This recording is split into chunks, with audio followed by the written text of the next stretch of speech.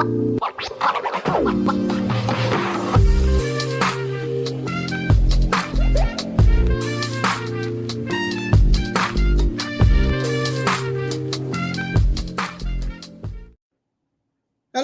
welcome to Book Talk. I'm your host, Anthony Mwerore. At Book Talk, we get to have an author come and tell us about his book or her book. And today we have a great guest with us with an interesting title of a book. You smell like outside. But I'm not going to talk about the book without the author being here with us. So let's welcome to the show Erica Alcox. Hello. How are you? I'm fine. I hope you're fine too. I am. Thank you. Yes. So where are you right now? Right now, I am in Atlanta, Georgia, Mm-hmm. and I am enjoying the comfort of my home, relaxing, get some much needed rest. And I Wow, hope beautiful. everyone is taking time for themselves to get some rest. Oh, sure, sure. Even though we had quite a big period of resting, and then it's never enough. Then we have been released, and I hope your place you've been released because where I am, we've just been told you're free to go where you want, whenever, when you want, with what you want. You don't have to wear a mask. hmm Yeah, Uh-huh. we had pretty much had some boundaries here and there, which was a good thing. Of course, we didn't appreciate it at the time, but it's good to have boundaries. Yeah, it's always good to have boundaries.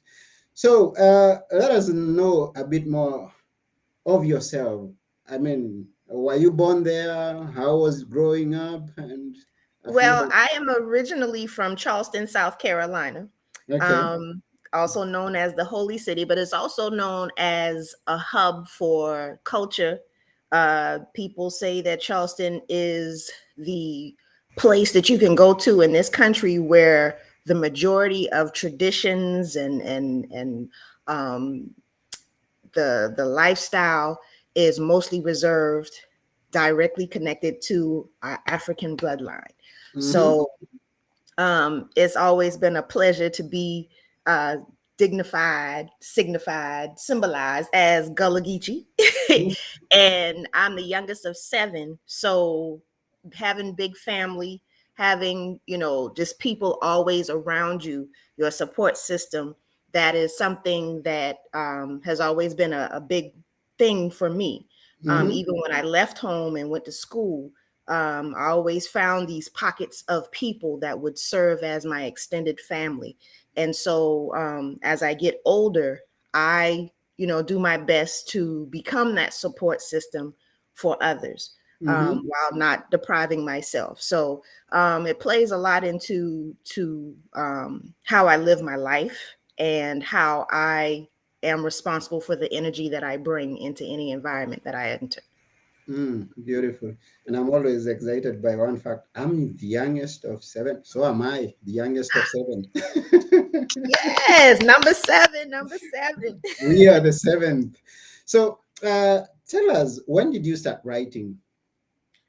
Actually, my mother said that I was always a writer when I was young, and Mm-hmm. especially when I would do things that I thought I was going to get in trouble for. I would write a little letter trying to explain my side of the story so that I wouldn't, be treated too harshly, and just hear me out, just hear me out. So really, I've always been a writer, but formally getting into poetry throughout middle school and high school, and really even before then in elementary school. I remember for an assignment, I wrote a script for a TV show. Of course, it Mm-hmm. never went any further than the teacher's desk, but I just remember that I have such a vivid imagination and a way with words. So it started very early on, and I didn't really pay attention to that being a gift until I got older, maybe perhaps in my mid 20s, and began writing for other people, whether it be for a talent show, a monologue they wanted to do, and I would write. Um, Again, still didn't take it seriously. Um, just thought, oh, okay, this is just something that I do. And I think that tends to happen a lot with people who have a gift for something. It comes so naturally that we, don't bat an eye at it. We just do it and think nothing of it. Um, but something told me that I needed to pay attention out, you know, just little incidences, occurrences where people would respond a certain way to things that I would write, say, for example, on social media. And Mhm. they say, you have such a way with words. And I was like, okay.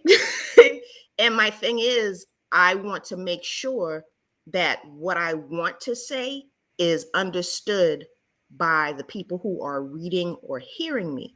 Mhm. So it's okay if it makes sense to you, but is the person receiving the message, are they going to understand? Are they going to be able to relate what you're talking about in order to really, call it communication?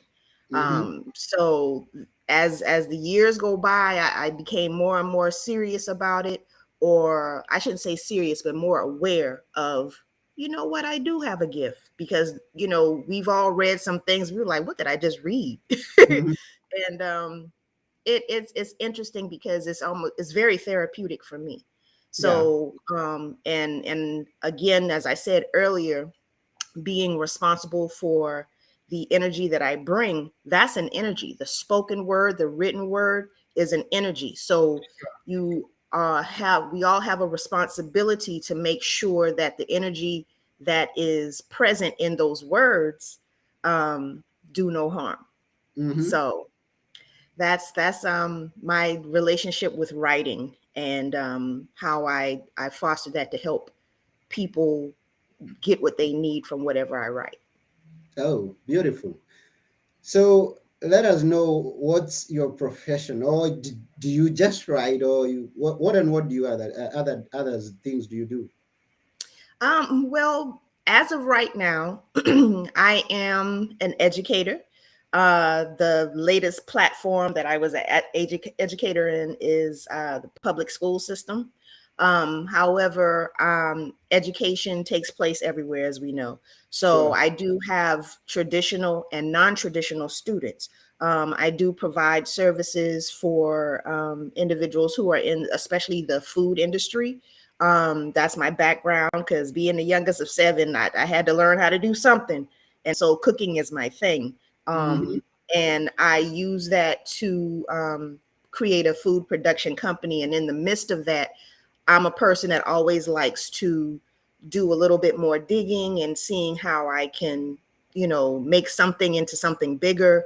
And I am a licensed and certified proctor and instructor for one of the agencies that issue certifications for food handlers and managers who run restaurants and things of that nature.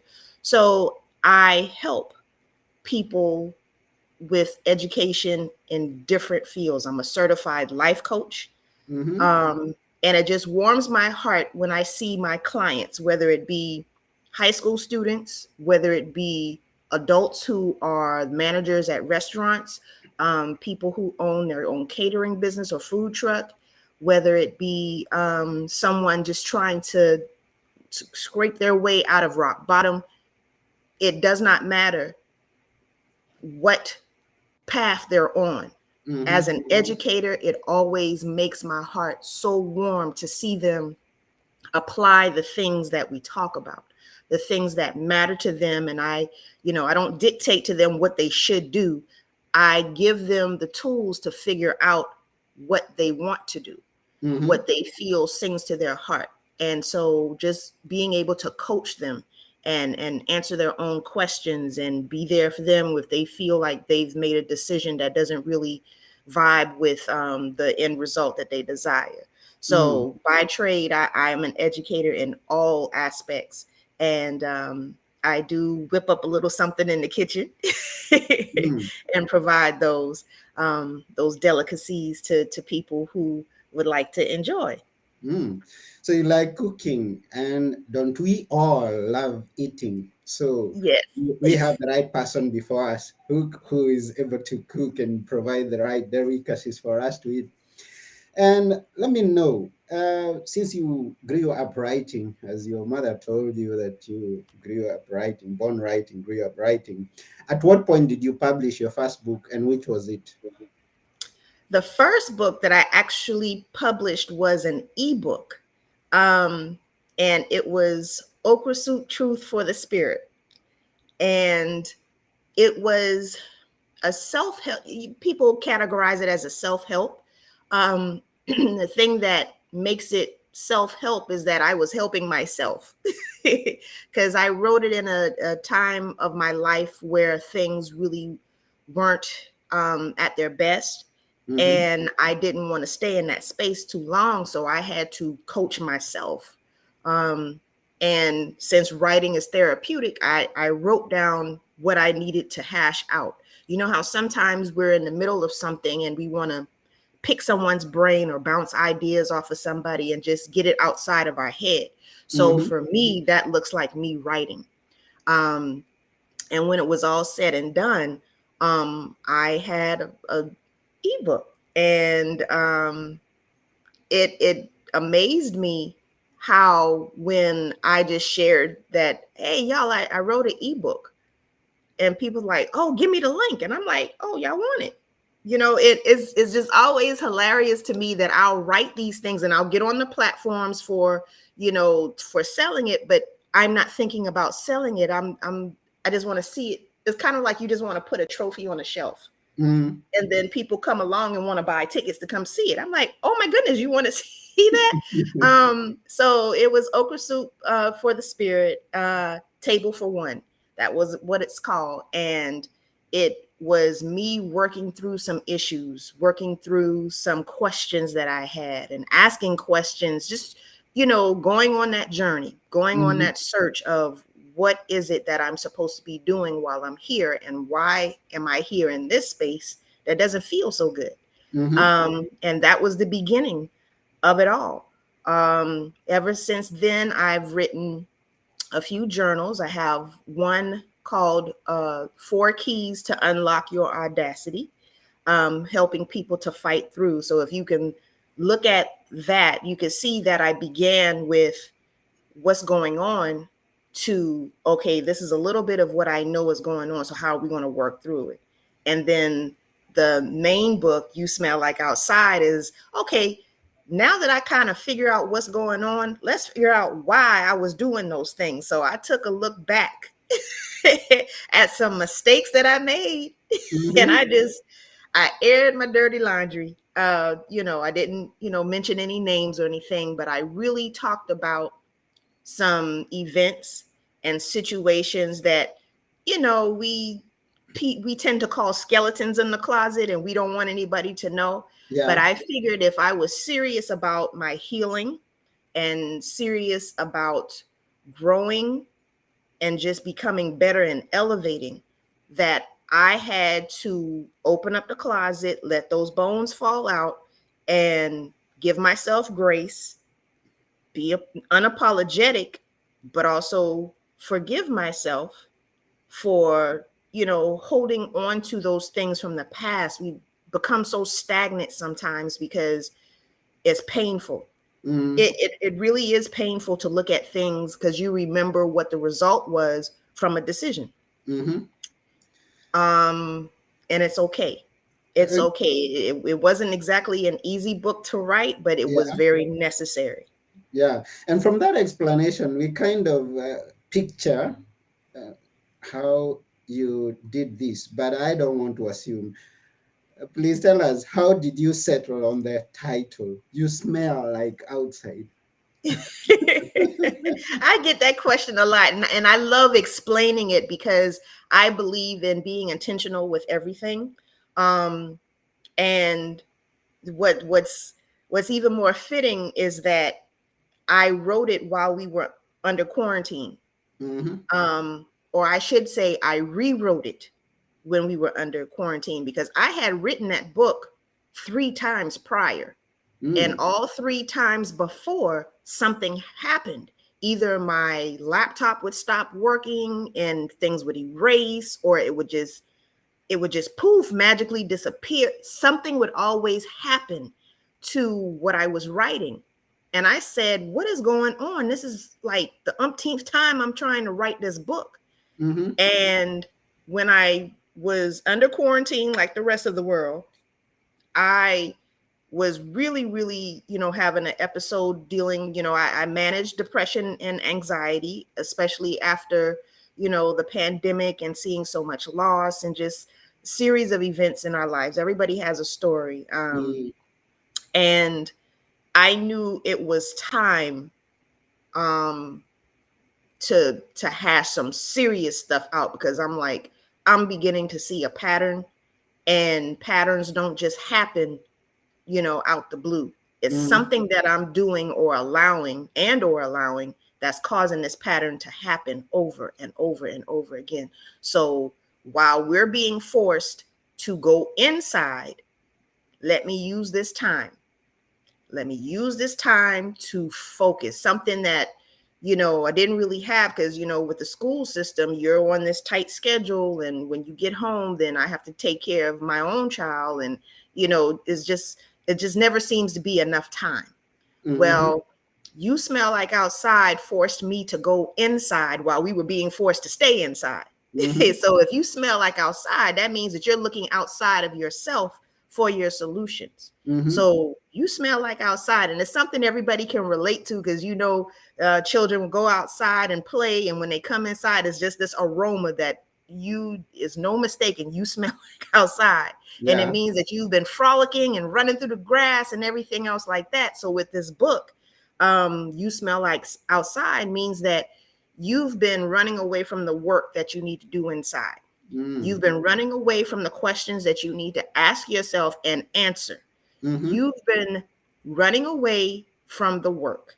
mm, If you want to heal, you have to do the work, because you can't say that you're tired of feeling a certain way, or you're sick and tired of being sick and tired, yet you're not sitting down to rest and heal. And that requires real work, not just posting a motivational meme or putting up a status that gets your point across. And, healing doesn't always involve an audience. mm, You have to sit inside of yourself and focus. Some people call it meditating. I call it meditating. I call it just sitting still and listening, mm, and becoming one with your mess, so that you can dig and clean it up. mm. And Yeah. that's how the title came apart. Oh, that's wonderful. And it's always good to be reflective, reflect on ourselves. But then you use this analogy of you, when we were taught to go inside, you went deeper inside yourself. And I agree with you when you say that it's not an easy job. When we use the word reflection, it sounds like an easy job. But I like the word that you used before, uh, when you said that you like digging. It's a matter of going deep inside and digging that what is inside, hidden outside there, bring it out, examine it, Mm-hmm. and then see what you're gonna change so that you will be a better person tomorrow than you were yesterday.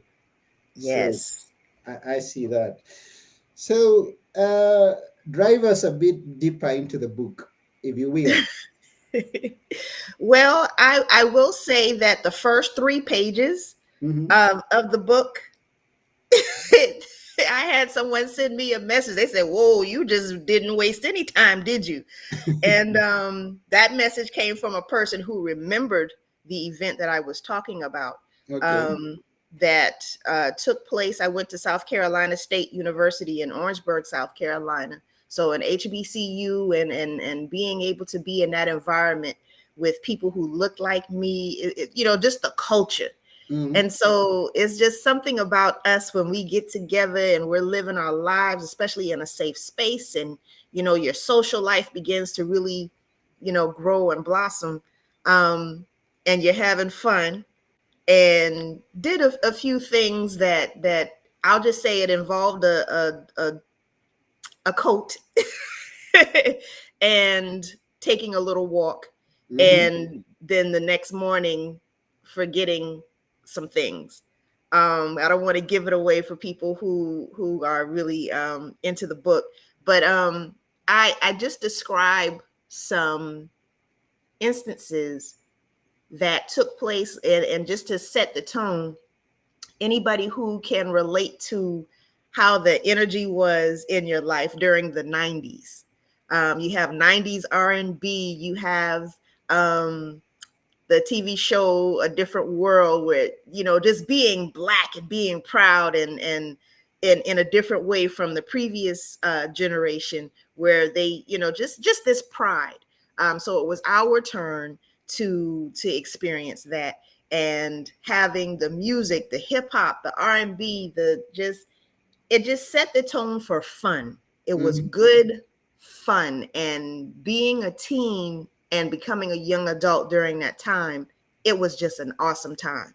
Mm-hmm. Um, and so inside of the book, I talk about some of the decisions and choices that I made, that weren't really the best.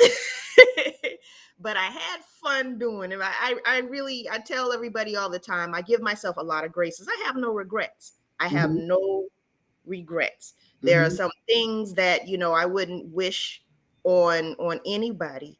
However, you know, I'm still alive and kicking, still got a pulse.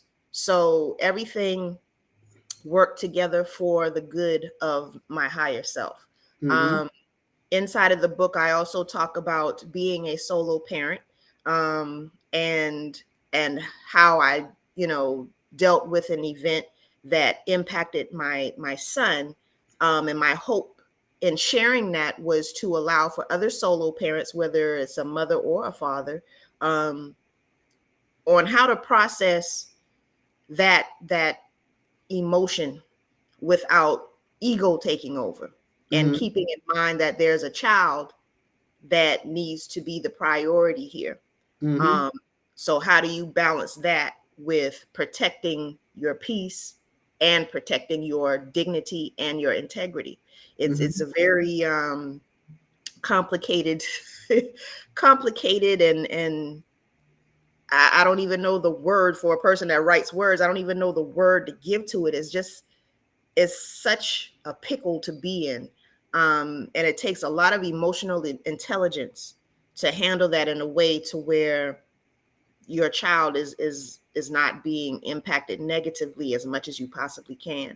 Mm-hmm. So it goes from talking about, you know, dating, to parenting, even to a period of time where my son and I were displaced. A lot of people don't like the word homeless, but that's what it was. We did not Mm-hmm. have a permanent roof, and how to manage that. I do recall one passage where I talked about how shocked I was and how people responded to me when I shared publicly that I was needing some help. I'm a Mm-hmm. person, it takes a lot for me to ask for help, because I'm a, you know, person that will figure it out.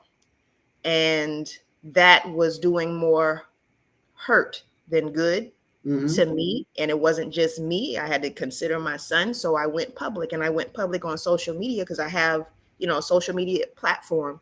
And I just shared that, you know, we were experiencing homelessness, and if anybody had any resources, to help expedite that transition into our, you know, own home, I would greatly appreciate it. Mm-hmm. And it was so eye opening to see two things. You never realize how many people are rooting for you. Yeah. Sometimes you feel so alone in this world. And the saying goes, we have not because we ask not. Mm-hmm. And sometimes we ask not because pride and ego are in the way.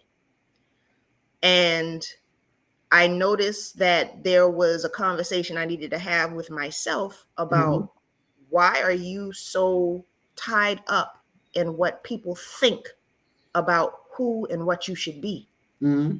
I had to have that conversation, and some things were brought to the forefront that I'm working on, and still to this day I'm still working on. I'm way better than what I was, um, and I, you know, so I was not really shocked, but it warmed my heart. And sometimes we have to be reminded we have a whole lot of people rooting for us and wanting to stand in the gap for us. The Mm-hmm. flip side of that, that really kind of pulled the rug up from under my feet, was the amount of people who were angry with me for sharing that.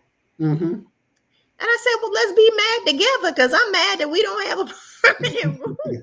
But it made them feel so uncomfortable and upset that I was sharing something so private Yeah. or that showed so much vulnerability. Mm-hmm. And I believe that's connected with them projecting their own insecurities and not being able to do that. Mm-hmm. Sometimes we have so much pressure on our shoulders and we're the one holding it together for the family or for the company or for, the relationship, that we can't show any signs of weakness.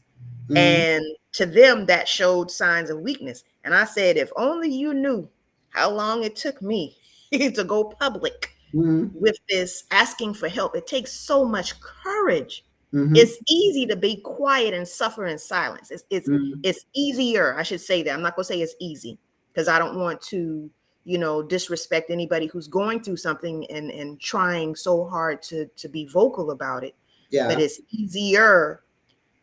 easier to suffer in silence than it is to be vocal about, I know y'all think I have it all together, but I don't. Mm-hmm. And it's wonderful to see everybody now be so aware of it's okay to not be okay. Mm-hmm. Yeah, and I see as you've given the subtitle is exactly what you're saying. I mean, things are not always. I mean, it's not always comfortable to express those deep parts, to come out and draw out your skeletons and lay them out there in the open. And what you've given your subtitle as uncomfortable but necessary conversations. I agree that at some point it's always important to bring out the skeletons. Yes. As far as much as it is uncomfortable, we are called sometimes to come out of our comfort zone in order for something better to happen. So, what would you say is the necessity for us doing this? The main necessity. As they say on packages, results may vary. So the necessity, I'll put it to you like this: it's necessary because without putting priority on things that serve as part of the toxicity, Mm-hmm.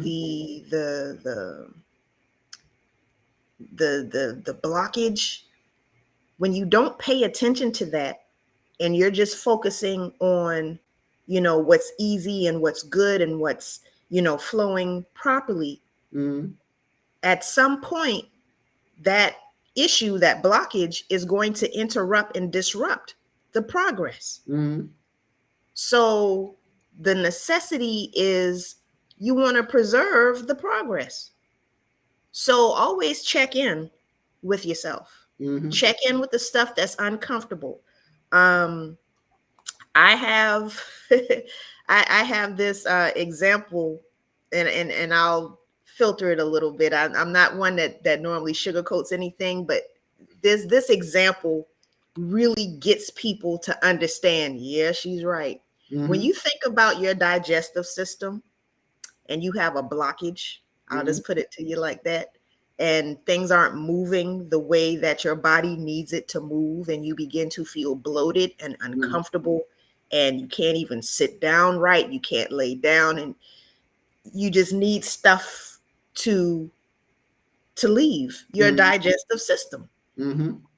But you're scared of the pain or the discomfort of having it to leave. Well, it's going to hurt to stay, and it's going to hurt for a little while for it to leave. So Mm-hmm. you have to choose your discomfort. If Mm-hmm. you have to be uncomfortable, because you're going to be uncomfortable in either scenario, Yeah. which one are you going to endure? The one that's going to take forever and, oh, I just can't, or, oh goodness, and much like childbirth, but see, everybody can't relate to childbirth, but Mm-hmm. everybody got a digestive system. Okay. Mm-hmm. And if you endure that discomfort for just that short amount of time, sometimes it doesn't feel like it's a short amount of time. It feels like it's forever because it's uncomfortable. Mm-hmm. It you know that discomfort, kind of, um, what's the word? it kind of exaggerates the amount of time. It makes it feel Mm-hmm. like it's forever, but really it was in the blink of an eye. And the minute you endured that pain and that discomfort, all of a sudden you get this Mm. this relief, Wow. and you're able to go forward. So it's a necessity. It is Mm-hmm. necessary for you to be able to protect your peace. Mm. Yes, indeed. Protect your peace, protect your progress by taking just a moment to address the mess. Mm. That's Beautiful. good. Address the mess. That's good. Address the mess. Beautiful. And at this point, I want to thank each and every person who's been with us or this far, those who are watching, and also those who get to listen to these once it's recorded. At this point, let me read one of the comments of the viewers. Everything happens in God's time. So you smell like outside. Came at exactly that time of what is it? I hit something. Several times of Yeah. trial. Mm-hmm. Yeah. Yeah. And they say, Congratulations, congratulations. Erica. Thank you so much. Thank you. Thank you so much. Yeah. So, and all the others who are here, thank you. And after you watch, comment, send it to your friends and relatives and let them know that is good to bring out that which is outside for relief and for Yes. Get that relief. living tomorrow, a better tomorrow. So let's keep on moving. I looked at some of your titles of the chapters, and maybe I'll mention one or two. You'll give us a hint of what we are going to find there. Who is you? That's the first chapter. I would think you Mhm. mentioned that, so let's not go there. Clean glasses.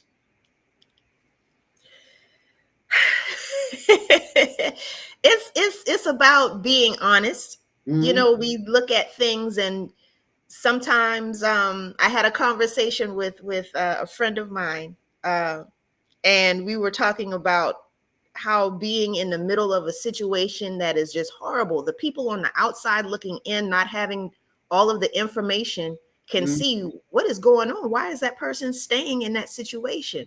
But the person in the situation, is just there. Mm-hmm. And she said, I saw all the red flags and just took the red flags and acted like I was Diana Ross. And she showed me this picture of Diana Ross twirling with a red outfit on, sequins and everything. And it was just hilarious. So clean glasses means that really look at the situation and be honest with yourself. Be honest. It does not feel good. Sometimes you might want to judge yourself. Remember to give yourself grace. Mm-hmm. Don't beat yourself up too bad. And just be honest. Just be honest. It's the easiest thing to do, but the hardest thing to do at the same time. So that's what clean glasses is. Eat better today. In that chapter, I talked about it was a little bit about my son and I, and the challenges that we were facing, um, and how I still showed him how even when you're at rock bottom, you still can have standards. You still can have aspirations. Your current circumstances do not dictate your value. Mm-hmm. You're always valuable. You're always worthy, no matter what your surroundings look like. And Mm-hmm. so that was a chapter where we always work towards the better. You always believe. You let today take care of itself, and tomorrow will take care of itself. Mm-hmm. So always work towards better. And just working on his mindset, because I couldn't imagine going through the transitions we went through at his age. He was, in elementary and middle school while we were going through those hard times. And that forms your thought process and Mm-hmm. your idea of who you are. So I was doing my best, the best that I could, to make sure I preserved his self-esteem and his self-image, um, that he's always worthy. Good. Expiration dates. Oh yeah, sometimes we allow people to have access for longer than they should. Mm-hmm. Oh yeah. Oh Yeah. yeah. And every now and then, you need to check some expiration dates. Oh, Don't yeah. try to hold on to that package that expired 3 months ago and you Mm-hmm. just trying to figure out, well, maybe if I no, let it go. Let it Mm, go. beautiful. So many other chapters there that the reader is going to enjoy. So that's just the examples. Last but not least, say grace. Whew. Um, it's just going back to the message of letting things be as they need to be. Don't force it. Mm, Giving yourself grace, being grateful, finding a lot of people tend to think, and this is out of conversation, that toxic positivity is just as bad as negativity, which is mhm, true, in my opinion. Um, when you're ignoring challenges and you're just trying to stay, it's almost synonymous with being numb. mhm, But when you are saying grace, you are keeping your thoughts positive in negative situations, and you're facing the honest truth. You're having the uncomfortable conversations, and you're not allowing yourself to beat yourself up while you find out some things that you might not like. mhm, you know you have to breathe. And even inside of the book, I even invite the reader, which at the time when I wrote it, I was the reader. So it's mhm, literally, when you read the book, you're eavesdropping on a conversation I'm having with myself. I mm, do believe, and somebody shared, that's why people felt so comfortable reading the book, because they didn't feel like they were being judged or being preached at. yeah. Because they several people said, I felt like I was in your living room and we were just sitting there chit-chatting about things that I've been wanting to talk about for Mhm, so long. mhm, And that's the voice that I use, because it's already hard enough to have those type of conversations. So why would you want to bring any extra stress or tension into that situation? It's about creating a safe space for somebody to feel vulnerable, and that ties into my my gift of being an educator. It's not, mm, even though you have to go through these classes and get these papers and certifications and all of this stuff, I've always been gifted as an educator. We all have our gifts. mhm, And to be able to take a vulnerable time when a person is learning something new, mm, when you're learning something new, you're showing a weak spot. You're being yeah. vulnerable. Mm, And in order for a person to actually learn something, they have to feel like they are safe to be vulnerable. yeah. And if more people who um, proclaim themselves to be subject matter experts in so many industries would learn that, it's an art. Mm, It's an art, or either it's a gift. I took my gift and turned it into an art. So anybody who um, is an educator or has anything dealing with any type of curriculum, not just in traditional schools, whether it be in corporations, especially with training employees, training, supervisors, just anybody in a place where people have to interact with one another and train one another. mm, If you don't have it as a gift, get it as an art.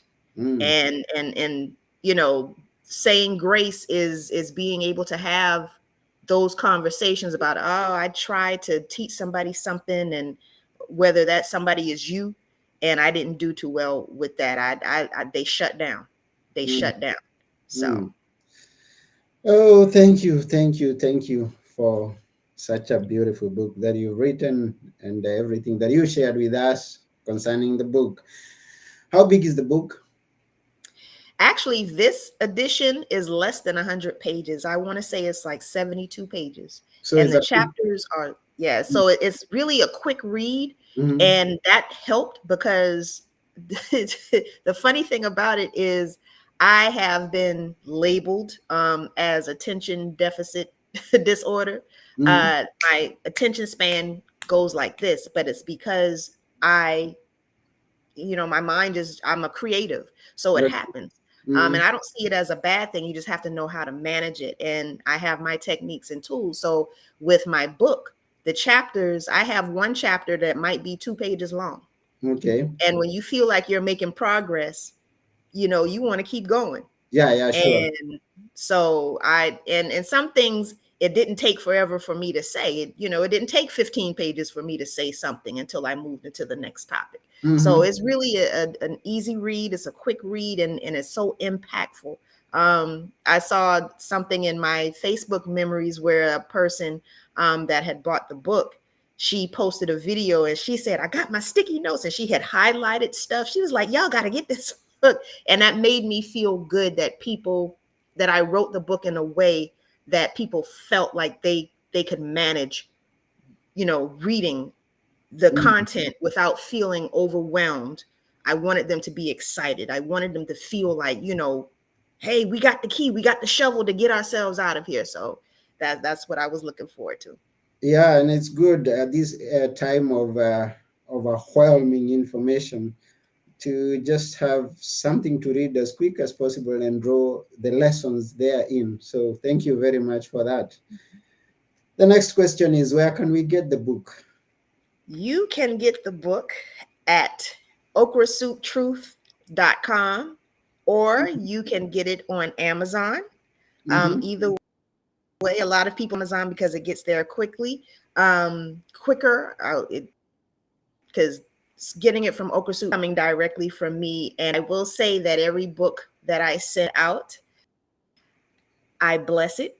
And Mm-hmm. every now and then, I'll have a request to sign it. Mm-hmm. And some people I know, some people I don't know. And I am very unapologetic about being an intuitive. So the messages that I write, I'm very intentional, and Mm-hmm. it never fails. They'll say, I needed to hear that at that time. So, Mm. okrasouptruth.com is where you get the book, with some blessings and intentions infused into the pages, along with the words and goodness that's already written. Mm-hmm. Or you can go on Amazon and get it there. Beautiful. So all you who are listening, go to okrasouptruth.com and get the book. And now, before we go, at Book Talk, we always ask our guests to leave us with some few words that we will always remember. Which are yours? In this moment, I will say the thing that has been resonating with me over the past few months is that when you have something pulling at you, whether it be a goal, an aspiration, something as big as, I'm going to reach out to this person, or if it's something as small as, I'm going to lay down today and do absolutely nothing but rest. When you have something pulling at your heart, please pay attention to it. Pay attention to it. There's no mistake about things that go through your mind. When somebody pops into your head and then all of a sudden they call, they're like, I was just thinking about you. It's real. It's Mm-hmm. real. So I want to say, sit still and listen. In this society where everything is on a time frame, and schedule this and alert this, and you can get something at the tap of a screen, and everything is so rushed. Sit still. Sit still, listen, speak out what it is that's pulling on you, and be open to receive. Be open to receive. Sometimes we battle with that worthiness to where, the main reason why it took me so long to ask for help. Sometimes we feel like we're not worthy enough, but we are Yeah. worthy. We are worthy. Mhm. Mm. We are worthy, so be willing and ready to receive. Yes. So here we've been at Book Talk with Erica Alcox, covering the book You Smell Like Outside. And we've been glad that you've heard it and you've been watching us. And we wish that you go get the book and live a positive life. Reflect inside and go outside a fresh person. Make tomorrow a better place and a better day. than it was yesterday. Thank you very much, Erica. We are honored Thank to have you. you here. And Thank you for having me. yes, I am your host, Anthony Morore, and we say bye for now. Bye. Bye bye.